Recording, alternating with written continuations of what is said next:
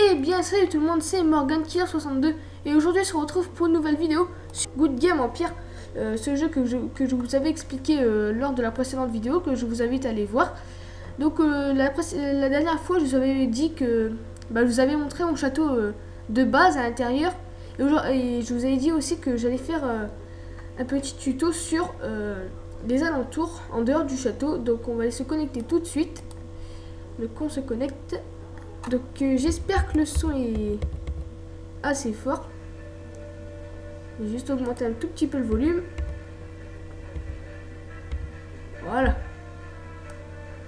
Alors, comme vous pouvez le voir, j'améliorerai mon donjon comme je l'avais fait dans la vidéo. Et là, je vais construire un moulin. Il est en construction, je viens de le faire. Donc rien de... Je vais pas vous expliquer aujourd'hui tout mon château parce que j'ai déjà fait lors de la précédente vidéo. Donc comme je vous dis, allez voir. Donc on va sortir du château. Donc pour sortir du château, on doit aller voir ici. Cliquez ici vers la carte du monde. Donc ça vous fait... on attend un tout petit peu et voilà. On attend un peu parce que mon ordi bug un tout petit peu. Alors voilà mon château ici là, et ensuite vous avez plein de châteaux d'autres gens qui jouent à ce jeu. Et voilà, vous avez plein d'autres châteaux des gens. Mais on va pas s'intéresser à ça pour l'instant.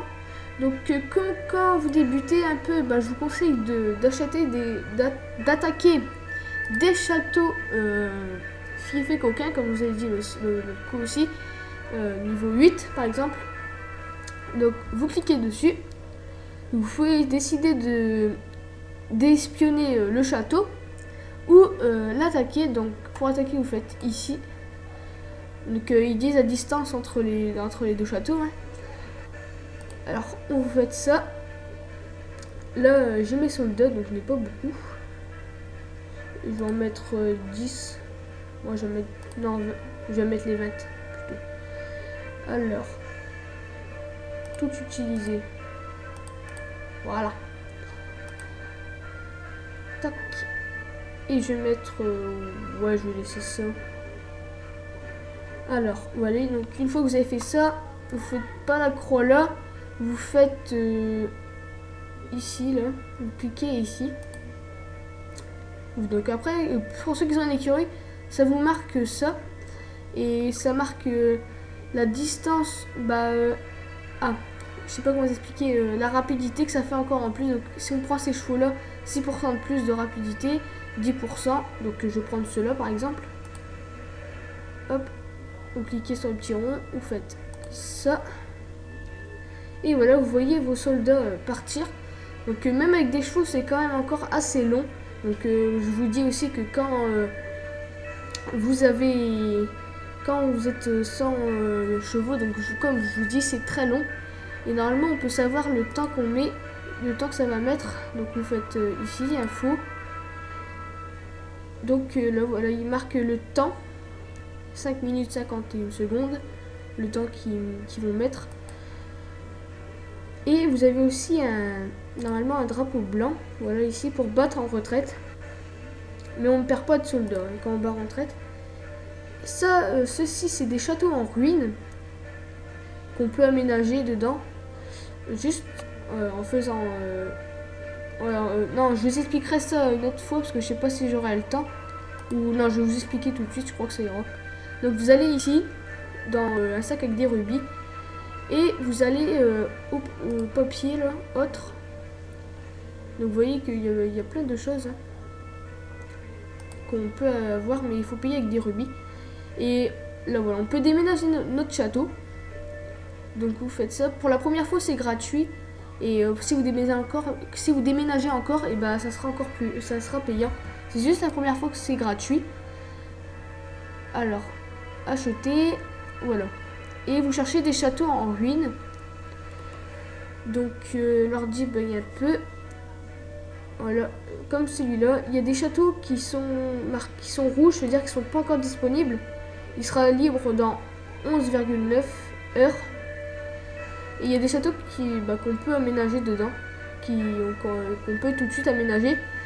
mais qu'il faut il faut attendre un certain temps avant d'aménager dedans.